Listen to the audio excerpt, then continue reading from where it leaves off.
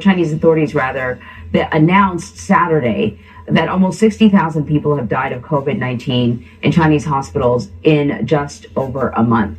Just days before, the country's authorities said that it was just over 5,000. So we knew that it was going to be challenging to get accurate numbers out of China. But what do you make of this vast change in the numbers?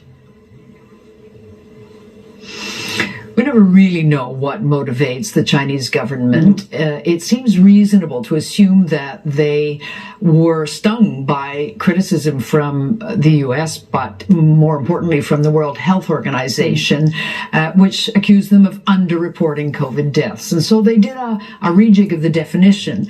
So the 5,000, almost 6,000 figure reflected COVID deaths with respiratory failure. That's it. They then broadened the definition to something more like what the international definition is, which is COVID plus anything else, any other condition, diabetes, heart problems, and so on. And that's why you saw the big jump to 60,000, because the definition still all of a sudden collected in a lot more people. But bear in mind, that's only people who died in hospital, and there will have been a lot of people who died at home who are simply not visible in those numbers. So most epidemiologists think they are still lowballing the real figure.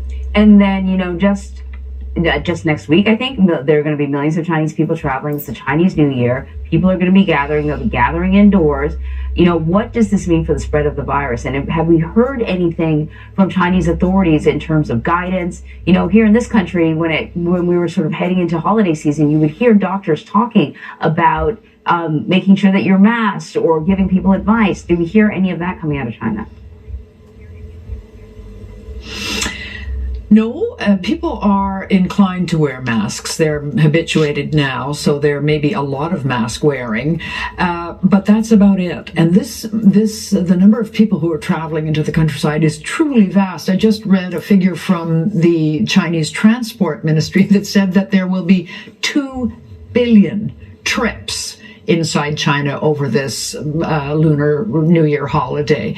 And the fear is that the virus will go into the nooks and crannies of deep rural China, where there are few drugs, no ICU beds, not good medical care, and a lot of old people who may have had a vaccine but are unlikely to have had a booster. So this may give us a second wave of mortality, certainly of infection, and probably mortality too, which we will know, and maybe the Chinese will reveal the data sometime at the end of January. The actual New Year is the 21st.